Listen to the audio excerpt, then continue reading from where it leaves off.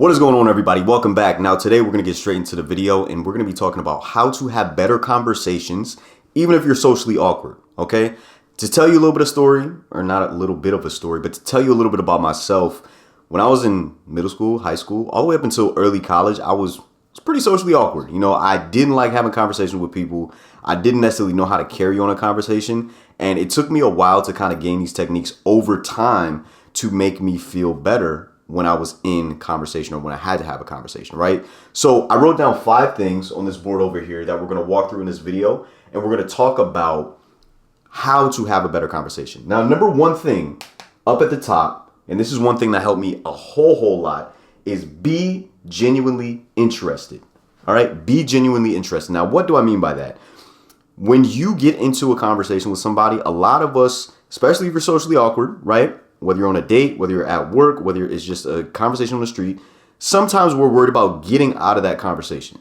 All right. So if you have social anxiety, things like that, you're worried about how can I get out of the conversation as fast as possible. One thing that really helped me was change my mindset about this. I started to realize, I was like, how can I have better conversation? One way you can do that is be interested in other people, right? You live in your own world 24 hours a day, 7 days a week.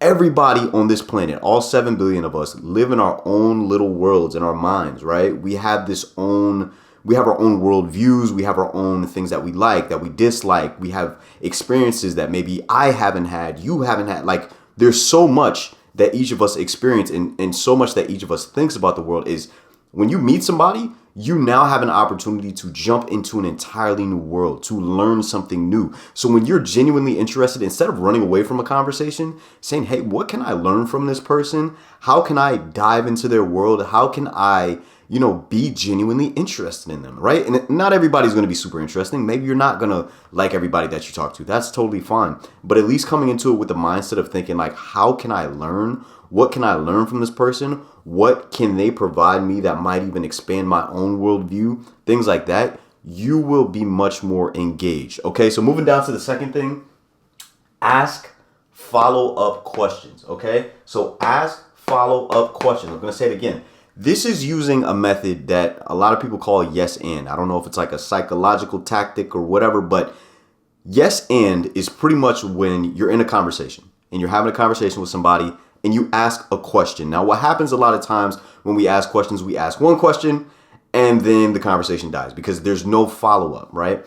But what if, as an example, I could be talking to somebody and say, hey, I really like your shoes. Where'd you get them from?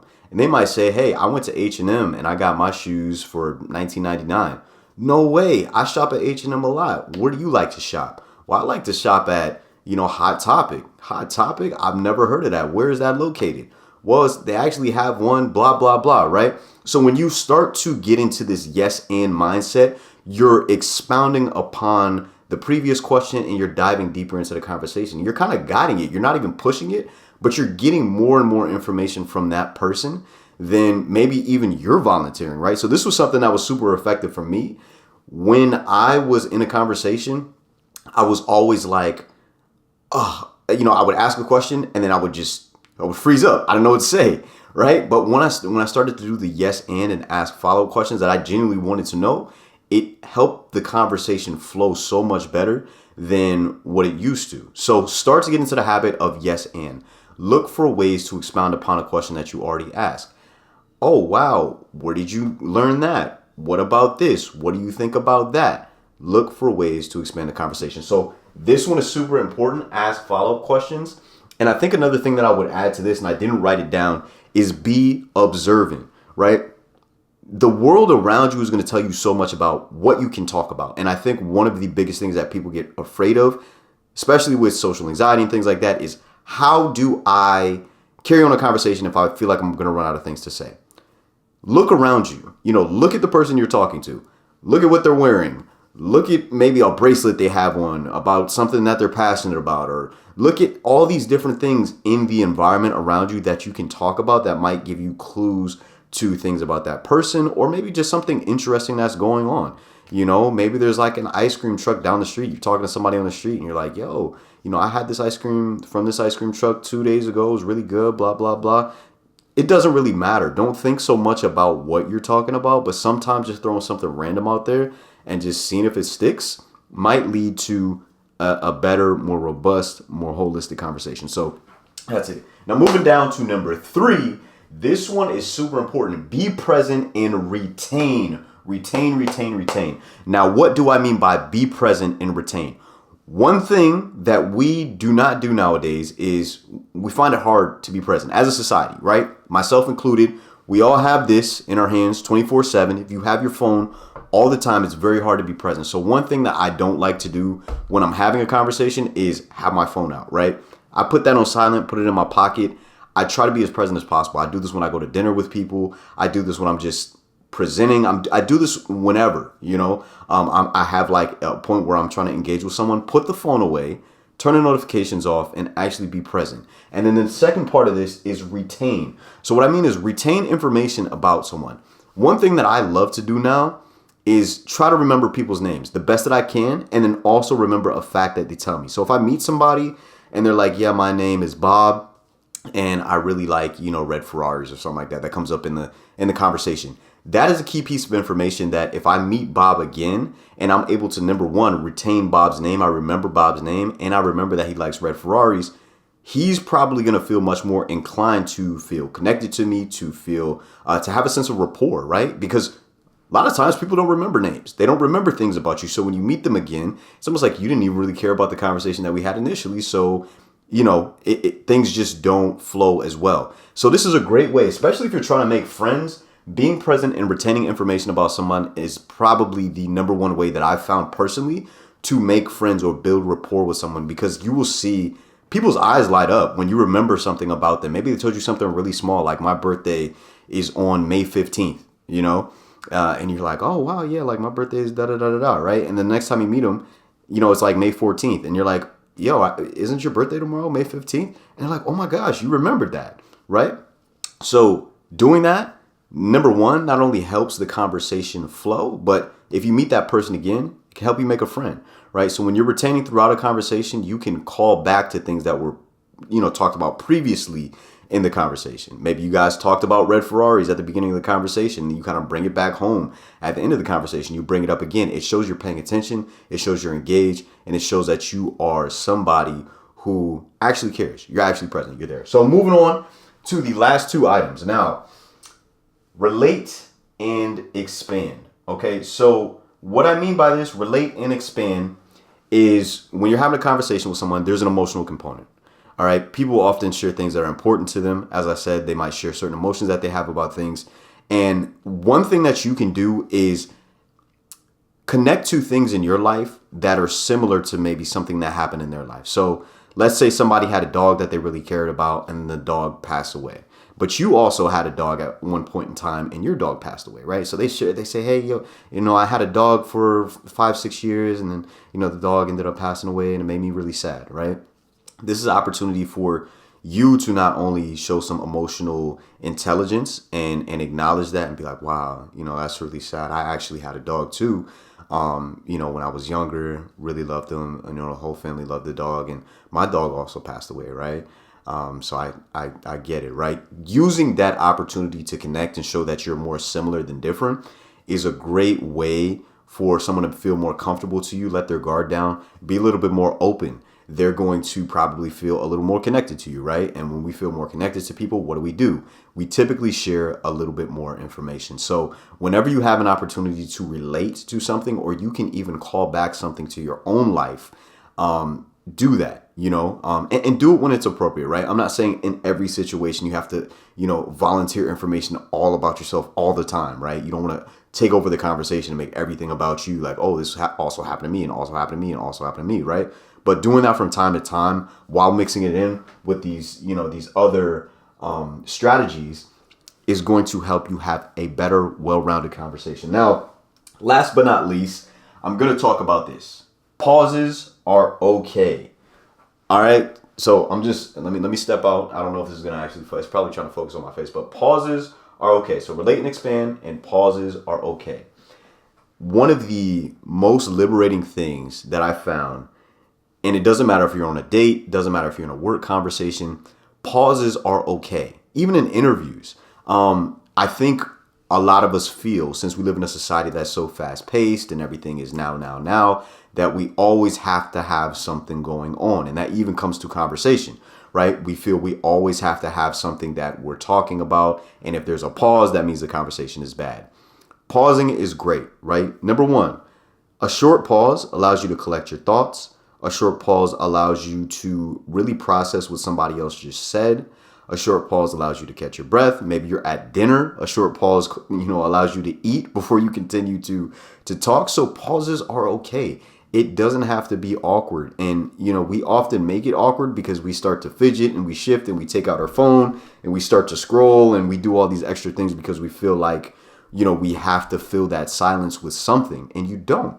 A lot of times just use that as almost like a short reset to reset the conversation, figure out where you want to continue to take things, and then move from there. All right. So pauses are okay. I know it's super hard to get used to that, but just remember that you can take a moment or two, right? Taking 10 seconds, 15 seconds to just kind of breathe, look around, whatever, and continue the conversation. That's okay. Now I'm not saying sit there for like 5 minutes and just stare at the person. That's a little awkward. That will get awkward really quick, but a couple seconds here and there, it's okay for the conversation to pause and have its natural moments to breathe. So allow that to happen. All right. So my thing is, if you do all 5 of these things, if you're genuinely interested in the people you're talking to, if you ask follow-up questions, use the yes and, right? And I can even mark this over here. I'll call it, you guys probably can't even see this, but I'll say yes and method, right? That's what this is, the yes and method. You're present and you try to retain information that you're learning about a person. You relate and expand on things that they talk about, and then you allow there to be pauses. I guarantee you 100% with confidence that you will have better conversations. Okay? And practice. This is a muscle. Your social muscle is a muscle. To do all of these things well, you have to talk to people. And I know it sucks, right? I hated talking to people. I was the type of kid, you called on me in class when I was in like 6th, 7th grade. I had so much social anxiety that I didn't even want to read in front of people, bro. Like I would literally start reading in class and my voice would get a little shaky because I was nervous. All right. I'm telling you. And I literally now I talk, my day-to-day job. I talk a lot to different people. YouTube, you can see right now, I'm not saying my social skills or communication skills are 100%, but they're pretty good. They're much more polished than what they were in terms of being fluent, in terms of word choice, all these different things, right? So practice, practice, practice. All right. And then last but not least, the last thing I wanted to say about pauses is try to be socially aware, right? So not every conversation needs to be 40 minutes long.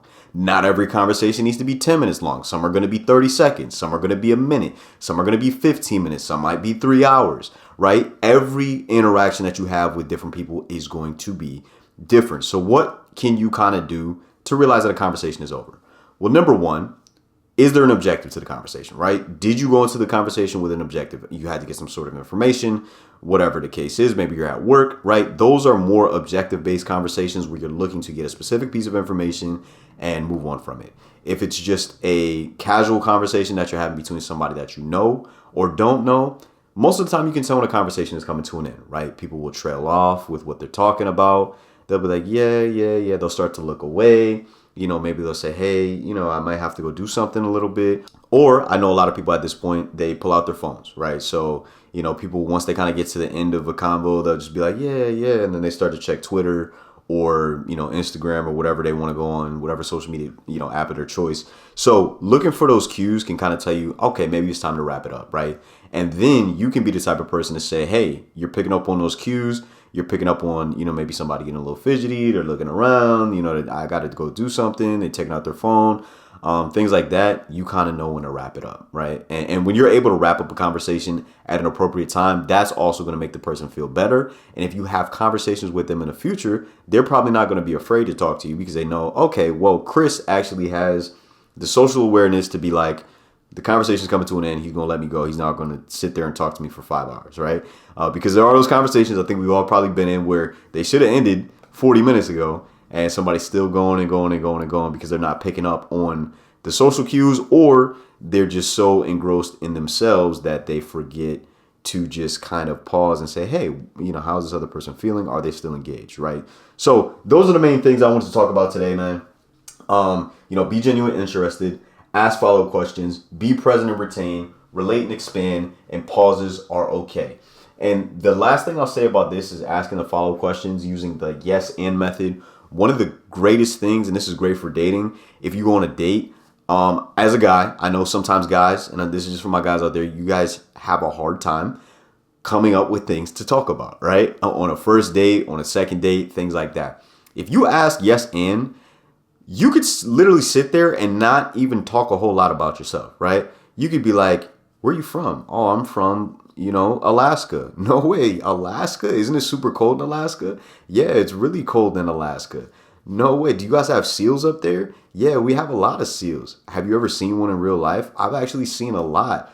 So when you see a seal, what do you guys do? Do you like run away or do you stay? This is just that's a horrible conversation, but you get what I'm saying.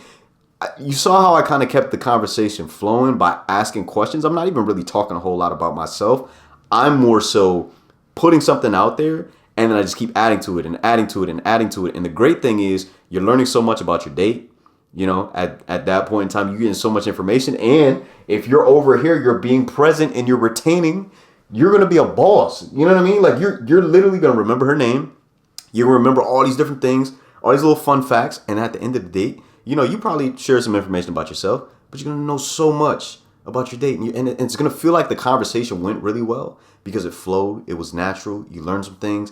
And there's a sense of connection if you've done everything right here from top to bottom. If you've done it all, it'll be great. And you can use this in any situation. That was more so from a dating perspective, but that's all I want to talk about. So if you found that helpful, please let me know down in the comments below. These are just methods, as I said, that have worked for me over time. I'm not saying this is going to work for everybody, but I feel like these are tried and true. They've really helped me become a better speaker, a better conversationalist, all those different things. So if you have some other methods that have helped you throughout your journey, please let me know down in the comments. Thank you so much for watching. As always, leave a like if you enjoyed the video, if you found it valuable. And I have some more great videos coming for you very soon. So if there's something you want to see, you got a question for me, leave it down below. I love how that rhymed. I'll catch you guys in the next one. Thanks so much for watching. Peace.